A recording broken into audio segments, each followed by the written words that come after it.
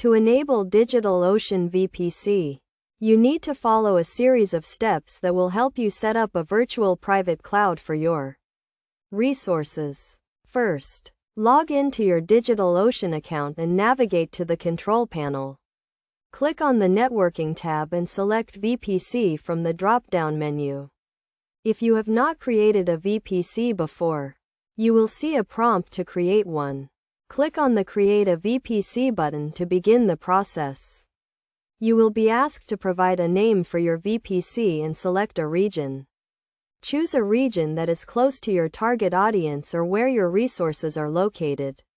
You can also select the default IP range for your VPC or create a custom one. Once you have filled in the required information, click on the Create VPC button. Your VPC will be created and you will see it listed in the VPC section of the control panel. To enable the VPC for your resources, you need to create a new droplet or edit an existing one. When creating a new droplet, select the VPC you just created from the VPC drop-down menu. If you are editing an existing droplet, click on the three dots next to the droplet and select Edit.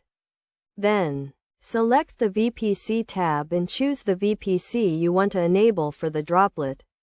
Best practices for enabling DigitalOcean VPC include creating separate VPCs for different environments, such as development and production, and using a custom IP range for your VPC. By following these steps, you can enable DigitalOcean VPC and start taking advantage of the benefits of a virtual private cloud, including improved security and network isolation.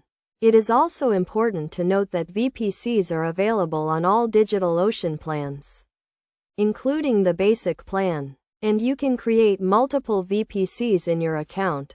In conclusion, enabling DigitalOcean VPC is a straightforward process that can be completed in a few steps. By creating a VPC and enabling it for your resources, you can improve the security and performance of your applications.